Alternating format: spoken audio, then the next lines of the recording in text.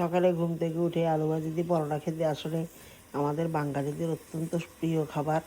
আলু কুচি করে কেটে নিয়েছি, একটা ফ্রাই প্যানে তেল ঢেলে দিলাম। আপনারা সবাই জানেন আলু ভাজি কীভাবে করতে হয়, যারা জানেন না ওনাদের উদ্দেশ্যে দিচ্ছি আলু ভাজি করার এই রেসিপিটা। তো এখানে একটু করে পেঁয়াজ কেটে নিয়েছি অর্ধেকটা।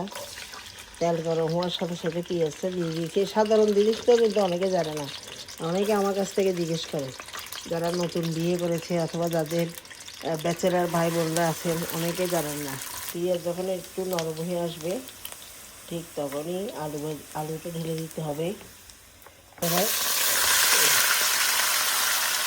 আলুটা ঢেলে দিলাম, হলুদের গুঁড়ি দিলাম আধা চামচ। বেশি হলুদের গুঁড়ি দিলে আবার একেবারে হলুদ হয়ে যায়। একটু রসুন বাটা দিয়ে দিচ্ছি। অনেকে রসুন কুচি দেয়, তো আমি রসুন বাটা দেওয়া পছন্দ করি। একটু আদা বাটা আর লবণ, প্রয়োজন মতো লবণ দিয়ে দিলাম। সব নেড়ে ছেড়ে চুলাটাকে, আমার ইলেকট্রিকের ছিল সেই জন্য তাড়াতাড়ি পুড়ে যায়। চুলাটাকে একটু ছোটো করে দিব।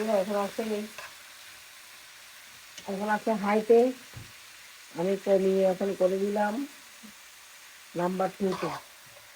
আমার চুলা এখন মিডিয়াম আছে, ছোটো।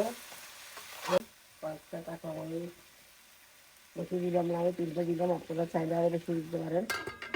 ঢাকনা দিয়ে দেখাইনি। এই মাঝে এসেছিলাম, একটু লবণ দেখলাম লবণ কম হয়েছিল, একটু দিয়ে এলাম। তারপরে এখানে টমেটো কেটে দিয়েছি অর্ধেকটা। এভাবে টমেটো দিলে কিন্তু খুব সুন্দর লাগে, দেখুন কি কালারফুল, লাল হলুদের মিশ্রণ। তো এখন আমি দেখলাম যে সব ঠিক আছে বরাবর।